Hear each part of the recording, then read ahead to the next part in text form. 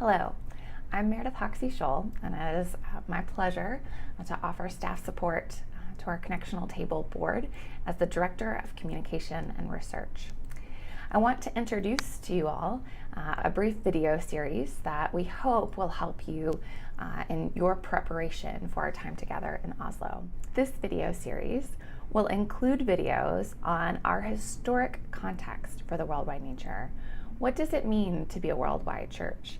And what are some of the challenges that it brings? We'll also have a video that will focus on our recent work related to the Worldwide Nature. What is it that we have accomplished? And we will take time to look at our current tasks related to the worldwide nature of our church. Finally, we'll spend some time looking at Oslo logistics and details in the days leading up to our meeting together in Oslo.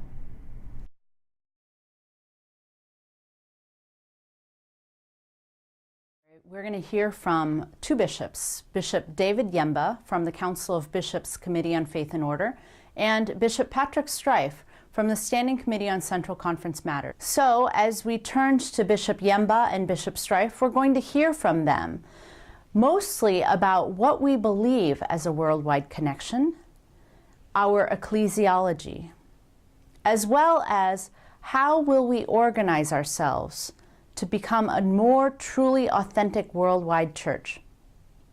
What does it mean to be part of a worldwide connection in the 21st century mission? I think to be a worldwide in this time in history is a result of our commitment to mission. When we put emphasis in our polity, in our way of doing business in the church, emphasis on mission, the result is that we are making disciples of Jesus Christ across the world.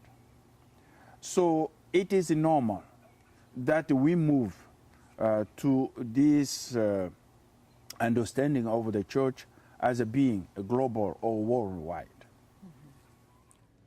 Worldwide connection as Methodists is around relationships, how we have relationships together, how we work together, how we support each other together. And to build up relationships is something which has a lot to do with the persons that meet each other. And within the Standing Committee, we had that wonderful experience of people coming together, even more from central conferences, but also from the United States, and sharing together in which contexts we are in mission, and learning from each other, and then also seeing how we can build the Book of Discipline together, looking at what really unites us together, but also in a way that it helps for the different contexts in which we are. How much has changed from your perspective over the past several years as a denomination from a worldwide perspective? Well, I'm first of all historian, even before I became a bishop. And interestingly, the church had several phases in its history from the 19th century to the 20th century when it was very much worldwide. In the 1920s, it was even more worldwide than it has been for a while afterwards. And now from the 1990s onwards, there was a very strong growth of the church outside the United States. And that has changed some of the dynamics as a church. Because when you have only 5% or 10% outside the US, it's very different than when you have 30 or 40% outside the United States. And that changes the dynamic, and we have more and more to grow into that, to be in partnership together. I think that I observed a lot of changes. You know, coming from Africa, I can give an example of our general agencies. The only general agency we knew when I was young in primary school, secondary school, is more General Board of Global Ministries. Because that is through this agency that we received missionaries. But today, the situation is quite different. Almost all our general agencies are present.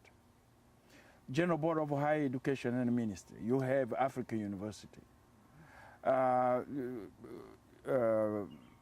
United Methodist Communications, you have directors in a different part of the world. You go to General Board of Discipleship, you have programs with that. And I can go on and on and on. What are some of the challenges of being a United Methodist Connection worldwide? Some of the blessings and some of the challenges are often very, very close together. I realize it already in my own Central Conference, which consists of 16 countries, 7 annual conferences. We work in more than 20 languages. So when I, as a bishop, go into other countries, I mostly need some translation.